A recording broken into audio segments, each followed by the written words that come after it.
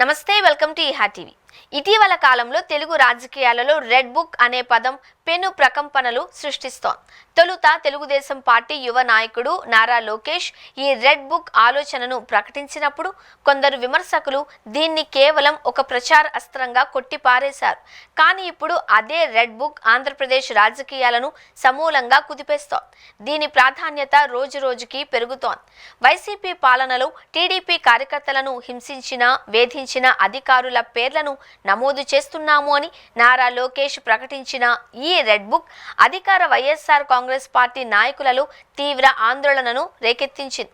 ముఖ్యమంత్రి జగన్తో సహా పలువురు వైసీపీ ప్రముఖులు ఈ రెడ్ బుక్ గురించి బహిరంగంగా మాట్లాడడం చూస్తే ఇది ఎలాంటి ప్రభావం చూపుతుందో స్పష్టమవుతోంది. ఇప్పటి వరకు ఈ రెడ్ బుక్ చర్చ ప్రధానంగా ఆంధ్రప్రదేశ్ రాజకీయాలకే పరిమితమైంది. కానీ ఇప్పుడు తెలంగాణకు చెందిన సీనియర్ నేతలు కూడా ఈ చర్చల్లో భాగస్వామ్యం కావడం అందరినీ ఆశ్చర్యానికి గురి చేస్తోంది. బీఆర్ఎస్ పార్టీలో ట్రబుల్ షూటర్గా పేరున్న బలమైన వాయిస్ వినిపించే హరీష్ రావు తాజాగా చేసిన ప్రకటన రాజకీయ వర్గాలలో హాట్ టాపిక్గా మారింది.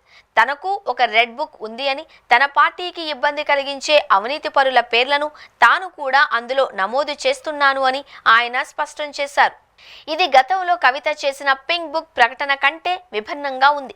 కవిత తన పార్టీ రంగుకు తగ్గట్టుగా పింక్ బుక్ అని పేరు పెట్టగా, హరీష్ రావు మాత్రం నేరుగా రెడ్ బుక్ అనే పదాన్ని వాడడం గమనార్హం.